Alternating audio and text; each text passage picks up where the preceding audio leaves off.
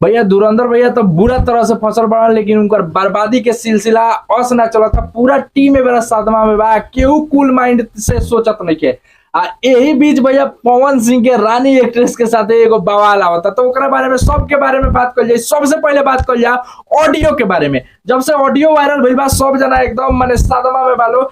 एक जना हवन टीम से उनकरा के निकाल दियल गइल रहा, बात ना कइल जाई। आके लाइव में बड़ा सिंपैथी गेन करत रहन। आ ओकरा बाद उ का कहत रहन, उ जानत नहीं, उ चाहत रहन कि फरिया के एही में हम ढुक जाई टीमवा में। फिर ए मर्दवा तार जहां इज्जते नहीं खे, 4 दिन पहले आके लाइव पर दोसर बात डालत रह, फेसबुक पर दोसर बात डालत रह। तारा अपना जबान के ठीके नहीं के, तू दूसरा के फेर में पड़ल बड़ा।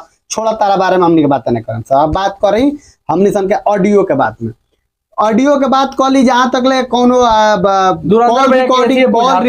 कॉल रिकॉर्डिंग वायरल भइल बा, हमरा तो नहीं बुझात कॉल, हमरा बुझात सामने सामने वाला हुआ का माने का कहे के चाहत रहन। एक तरफ लाइव आवत रहन त 18 मिनट ले कहत रहन कि हमरा मेहरारू से प्यार बा, हमरा टीम से प्यार बा, हमार सब केहू अच्छा बा। एगो ऑडियो में सुनाता, तू ऑडियो में बोलत रह कि केहू से प्यार नहीं के, केहू से अपने आप पर भरोसा नहीं के ना, तारा मेहरारू पर भरोसा बा ना केहू पर। लेकिन ई बात पर रात के बात कइले बनी सन, लेकिन हमनी के बात एही पे करे आइल बनी सन कि ए बीच में जौन भी ऑडियो वायरल भइल, जौन भी ई चीज भइल, ओकरा बादो अगर केहू टीम में ई कहता तो ओकरा के हमनी के का कहि सन। जैसे कि एक जना हो बड़े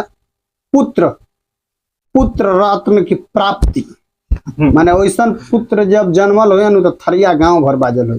माने सारा चक्रव्यूह कर लास्ट में तार लोग पता चली, जब महाभारत ही खत्म हुई तो पूरा लास्ट में पता चली कि इहे शकुनी हवन, इहे शकुनी हवन, इहे लड़ावे वाला हवन, इहे संगे संगे घूमे वाला हवन। तो सब के जड़ इहे निकलियन। तार लोग भरोसा नहीं के तो तू लोग लास्ट में देख लियो लो, कैसे कि सब उंगलियां उनकरे की ओर उठता, सब वही पर जाते बा सब नामवा।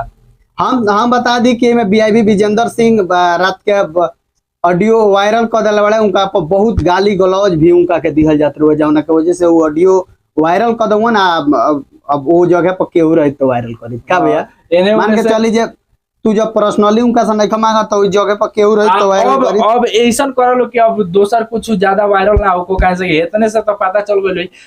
जौना बीबी बच्चा के तू प्यार बेरा करत रहो, वो बीबी बच्चा भी तारा सारा लोग जान गइल बा, सारा लोग तारा घरों के लोग। एगो बात और बीआईबी विजेंद्र सिंह कहत रहे कि ब्यास के आखिर डर किस बात का है, काहे नहीं खुल के बोल रहा है। लगता कि कोनो वीडियो वगैरह चाहे कुछ प्राइवेट सबसे फैक्ट वाला बा। हम बता दी कि रात बीआईबी विजेंद्र सिंह कहवन की रे ब्यासवा बोल तोरा कौना चीज के गलती बा। माने वो बड़ भाई जगह माने बन के बोलुअन, वो कोनो क्रोध से ना बोलुअन।